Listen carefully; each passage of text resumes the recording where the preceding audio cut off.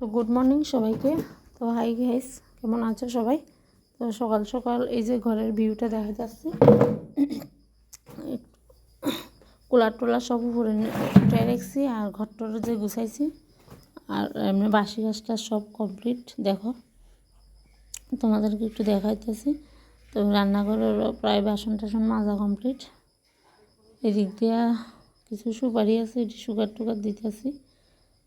আর এখানে কাঁকড়া কাটা কমপ্লিট। কাঁকড়া আজকে বেশি পাইছে না, 5-6টা পাইছে। তো মা এখানে মানে একটা করেই আসলো, দিতেছে আর কাঁকড়াটি দিতেছে আর কি। তো উঠানের মধ্যে তো অনেক খাদা ছিল, ওইটি আজকে অনেক দিন পর্যন্ত পরিষ্কার করা হয়েছে। আর এখানে আপাতত জলিবেলা কাপড় চাপড় কিছু শুকাত দিছি। আর এই বছরের ফসল, এটা আমাদের বাড়ির মানে আসার রাস্তা। আর এই বছরের ফসলগুলা কেমন হয়েছে দেখাইতেছি তোমাদেরকে। ধানের তুল বাড়িয়ে গেছে, মোটামুটি ভালোই হয়েছে।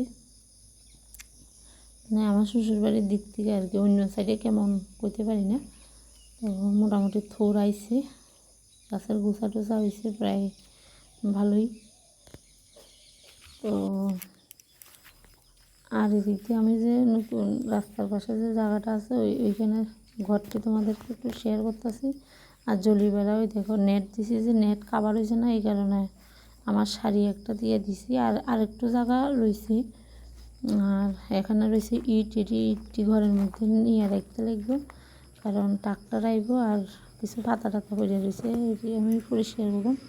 এই যে ঘর এতটুকু পর্যন্ত কমপ্লিট হয়েছে।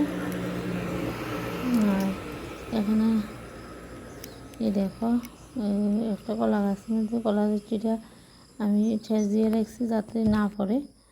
আর বাড়িতে কিছু লাড়কি নিয়ে আইছি। তো টাটা।